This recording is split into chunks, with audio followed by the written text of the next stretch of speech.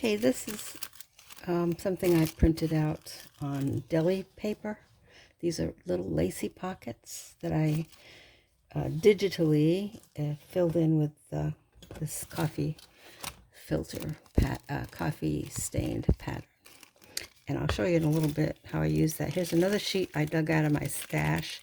As you can see, no space wasted.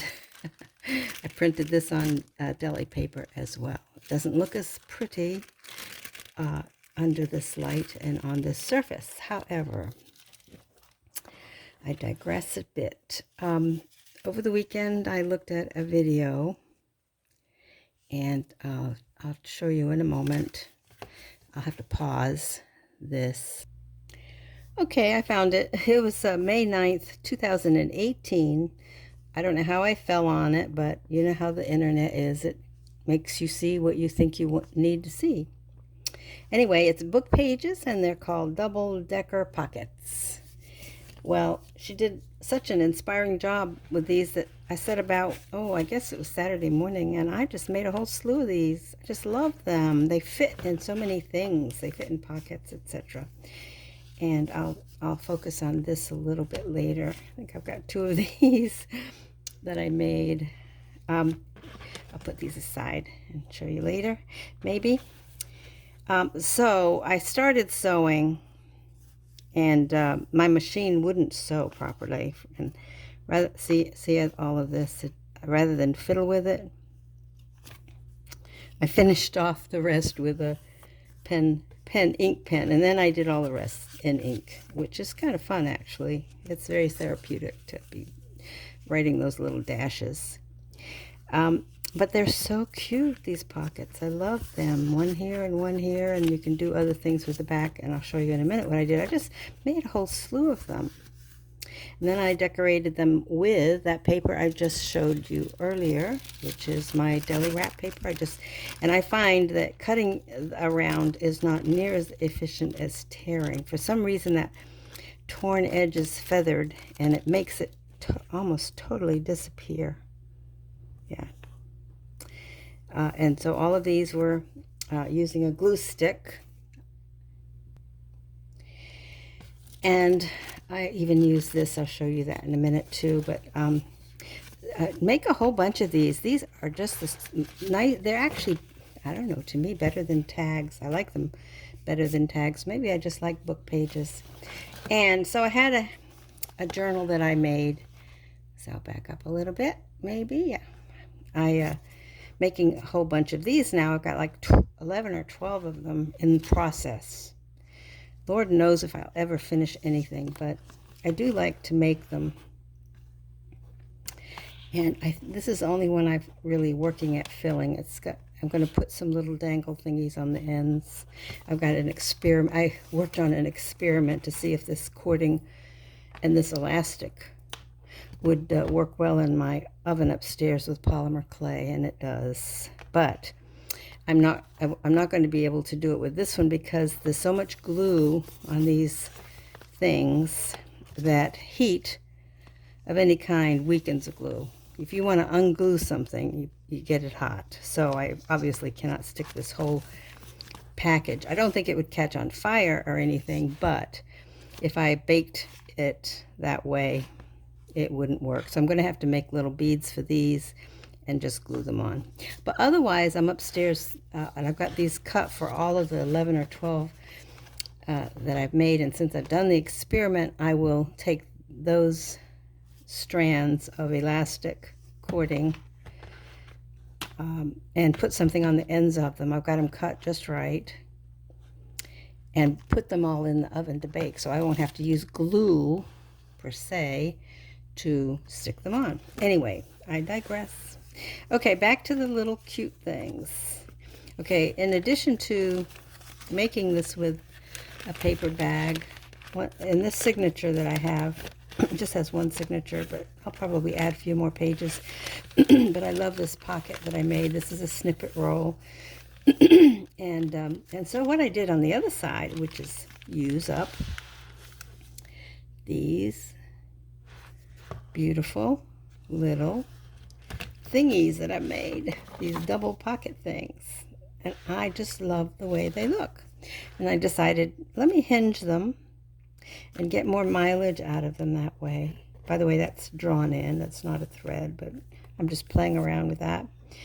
And obviously you can see I use this deli paper. Now that has to be glued on. And I did glue the edges to make the pockets work. But I'm hinging them. I'm going to cover that with something decorative. I don't notice it so much on the book page, but I do notice it on the brown paper. Now this is one of those, let's see if I can get something in there. This is one of those deli wrap printed pockets. And this size tag is a little too long, but it fits perfectly in there. And as you can see, it's translucent, so if I had writing on it, I'd be able to see it. So, yeah, that kind of is cute, but I'll be using this for something I need longer. In fact, I think it's probably going to fit the size, except not quite so long in here.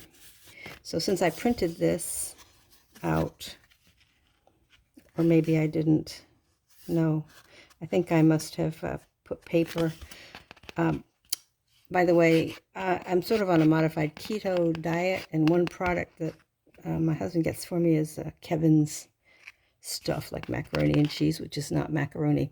Anyway, I saved the inside of the boxes because they have this mottled look on the inside of the box, and then I just cover the part that has printing with paper. But it makes a very sturdy, nice tag, and it's already decorated on the back, however I might want to use it.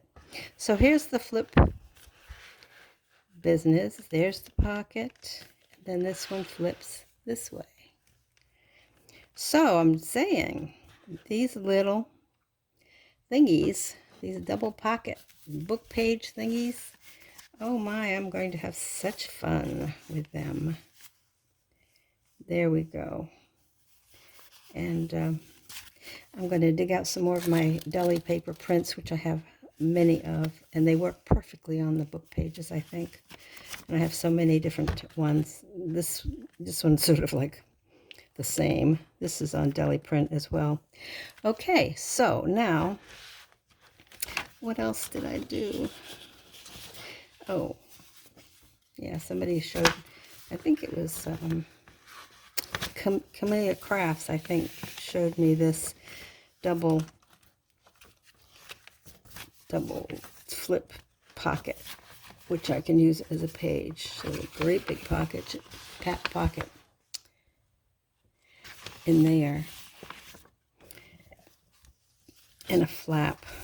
I don't know what I'm going to do with all of this, but when I get to the other page back here, I've got a smaller pocket. Got to do some gluing there, and a flap, and empty page. So lots of fun there. This is my favorite little girl. I digitally add her to many things using my Silhouette Studios software, free, not a cost. So anyway, this is where I am and what I've been doing, and I hop around so much because I get so intrigued by, and I did crochet a chain stitch on this. These are buttons I found in my stash, and I think I'm going to like these, and they're nice. So I have like 11 or 12 of these in process. In between, I like to play with little pop-up things and interactive prints. And for example, I don't know if I've done it. I haven't done anything with this one, but it will fold flat. So I could just insert this into a pocket like that, or like that. Let's see how close I can get without, yeah, that's pretty cute, isn't it? And what it really is this a stand-up box.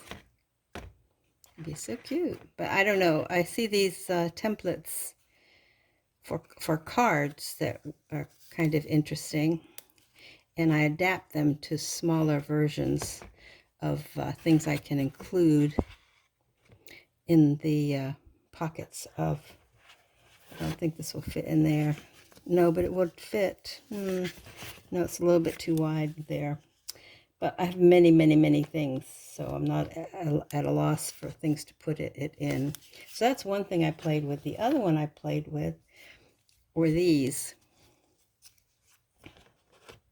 Let me jump out a little bit. Yeah, this is perfect. These are interesting.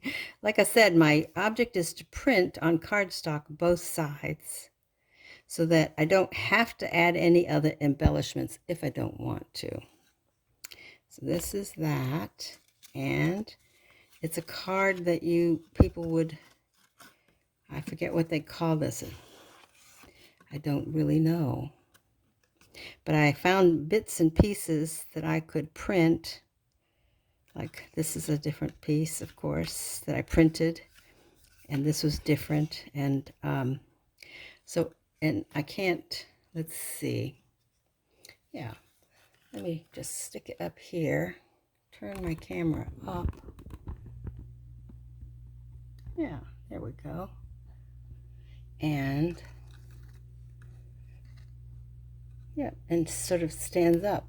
Actually, I think this is supposed to go in the back, but I'm not really sure how it goes. It doesn't really matter because it stands up really nicely, and it's intriguingly intricate in terms of the design and the pattern. And it's still pretty on the back. And this thing is